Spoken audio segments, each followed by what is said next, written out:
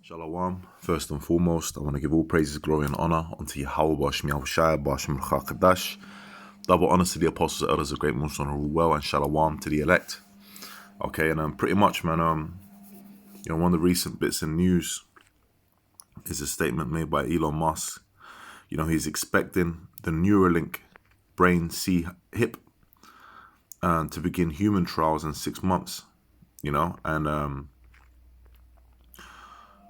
I'm just going to go into it a little bit into the article, and then we're going to go into the scriptures, because this is, part of prophecy. In fact, this is one of the major prophecies that we're constantly watching. Okay, we go into these articles and we're constantly watching technology news and financial news, which is all tying into one of the major prophecies in Revelation 13 and 16 in the Bible. Okay, and that prophecy, when it comes to pass, man, is going to be a great change, a turning in events, quickly leading, to the downfall of, Esau, which is the so-called white man's kingdom, and the rise of the kingdom of the Israelites, starting with Yahushua and his elect, which are you so-called Negroes, Hispanics, and Native Americans that have truly repented and believe, and anyone else that descends back to the man called Jacob, who truly believe and have repented in the name of Yahweh Shemel Shai, because the majority of our people are going to take this C-hip, and they're going to die. So, I've said a lot. I'm going to go into the scriptures and, show you in the scriptures, man. So let's read a little bit of this. It says, Elon Musk said on Wednesday, the 30th of November, he expects a wireless brain C-hip, and I'm saying like that because the algorithm will shut this video down, developed by his company Neuralink to begin human clinical trials in 6 months after the company missed earlier timelines set by him. The company is developing a brain C-hip interfaces that it says could enable disabled patients to move and communicate again, with Musk adding on Wednesday that it will also target restoring vision. Now, if you know the scriptures, you know that, for example, the man that was laid lame and in the temple called Beautiful was made whole in the name of Yahushua by what? I believe it was Peter and John. Okay. So he was disabled, but he was able to then move. And there's another example of there's plenty of examples in the scriptures, but the example that comes to mind is when Yahushua restored the vision of the blind man that called out to him. Okay. So there's the miracles that are done in the name of Yahweh Shemel Shai on the right-hand side in righteousness, the Holy Spirit. And then there's the miracles done by these devils, and that's in the scriptures. Let's go into that. This is Revelation chapter 16, verse 14. It says, for they are the spirits. Let me see if I can read up a bit. I read it from 14, straight to the point. For they are the spirits of devils, working miracles, which go forth unto the kings of the earth and of the whole world, to gather them to the battle of that great day of Yahweh Shemel Shai Almighty. Okay?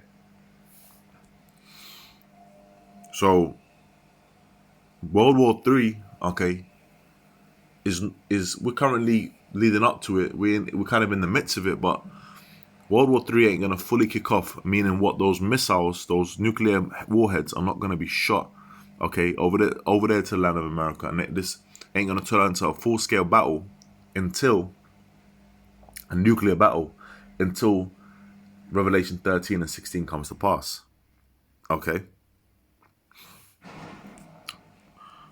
So, it says what? Working miracles, man. All right? In fact, let me get this in the, let's get this in the blue letter. Let's see what it says for the word miracle. I'm just curious,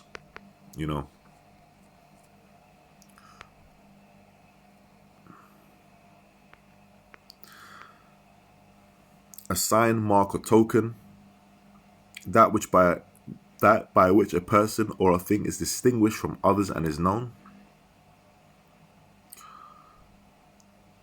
A sign or prodigy, portent, an unusual occurrence transcending the common course of nature. The common course of nature is someone's disabled. That's it.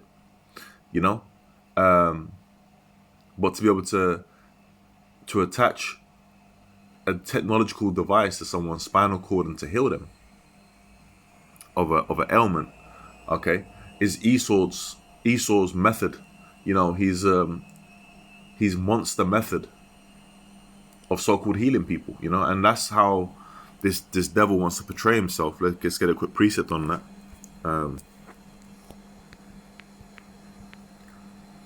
Let's get a quick precept on it. This is how this devil wants to portray himself, man, as if he is the savior.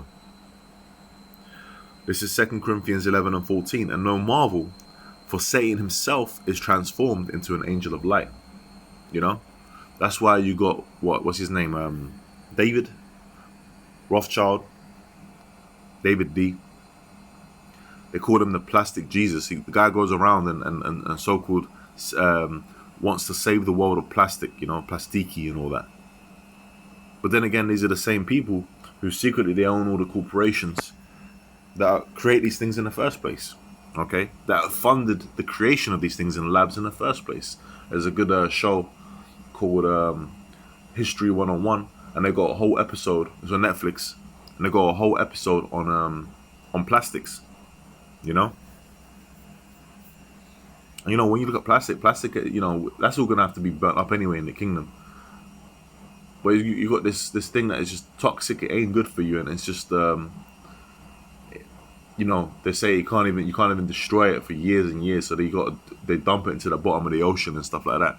It's messed up, man. Okay, you got plastic in fish. You got plastic all over the place. So there was an article coming out about there's plastic in people's food. So you got plastic in you. That's why the scriptures say that no flesh should be saved. But basically, unless this man, roughly paraphrasing, unless this man gets put down. In fact, let me just get it. Since I kind of, you know, paraphrased it. Matthew 24 and 22. And except those days should be shortened, there should no flesh be saved. But for the elect's sake, those days shall be shortened. So, you know, the Lord is coming to what? Save his elect, man. Alright, and the way that Esau's going like a madman, he would destroy everything, including himself. Okay, so we've got to put this devil down, man. Starting with Yahweh Shmuel Shai. Alright? You know, coming back and destroying this man. Now let's go from there to 13, Revelation 13 and 16 to the prophecy that we're talking about here. This is Revelation 13 and 16. And you know, forgive me for the noise in the background. I've got the washing machine on, you know. Hopefully it ain't too loud and that. I'm just kind of circumstanced. I'm having to be in this room at the moment. This is Revelation 13 and 16. And it says, and he calls of all, both small and great, rich and poor, free and bond, to receive a M-A-R-K in their right hand or in their foreheads. He said, what? And in their foreheads. So what's this Neuralink about? Okay. That's an example of what? The RFID, the NFC, the C-hip. Okay. And that no man might buy or sell, save he that had the mark M-A-R-K, or the name of the beast, or the number of his name. So you're not going to be able to buy or sell without this thing, man. Now they present it, this devil is presenting it as something that is going to so-called be helpful. Okay, people are going to lap it up. Oh, you know, get it in your older parents, old age pensioners.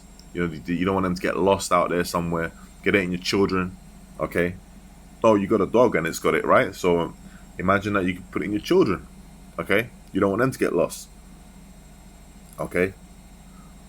Social credit systems, having everything in one place. They had a Google advert recently on TV, Google Pixel, the phone advert, and one of the guys in the advert was saying, well, you know, roughly, I can't remember exactly everything he said, but he said like, well, you know, you use Google to search information, you use Google Maps to get around, why not just get the Google Pixel phone, you know? And that's what Esau promotes with his advertising, his marketing. Ease, everything in one place, easy to control. So that's the same thing that they're going to push, the same kind of agenda they're going to push with the C-hip. Okay? But you're not meant to take that. And many of our people are going to fall to this and take that, man. All right? And this is what the punishment is. This is Revelation 14 and 9. It says, and the third angel followed them, saying with a loud voice, if any man worship the beast and his image, and receive his M-A-R-K in his forehead or in his hand, the same shall drink of the wine of the wrath of God, which is poured out without mixture into the cup of his indignation. Meaning what? His destruction.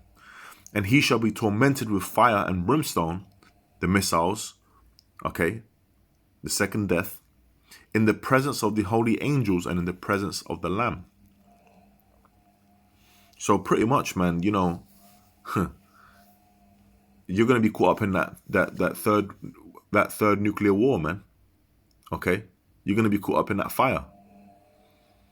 That's why those of us, who have faith and are keeping the works of patience, the Lord promised us this. This is Revelation 3:10. Because thou hast kept the word of my patience, I also will keep thee from the hour of temptation, which shall come upon all the world to try them that dwell upon the earth. So we're doing this work, we're in this truth, we're in this ministry, and we're holding fast to that faith, man, that the Lord has given us. All right, and furthermore, if we get, what's that, 11 and 14? No, I just read that. 2 and 11. 2 Corinthians 2 and 11 should read. It says, lest Satan should get an advantage of us, for we are not ignorant of his devices. So we're not ignorant of what this devil is pushing out there, man. Okay, we're telling you what this thing is. Okay, we're showing you the articles. All right, we're breaking it down. And those that will get it, man. All right. So, hey, this is the time we're in. Okay, this is how you measure the time. So, Lord willing, this has been 2023 is going to be a hell of a year, man. So, hey, Lord willing, this has been an edifying lesson in the spirit and power of Yahweh Shai Bashim Kakadash. With that, man, I'm going to say Shalom.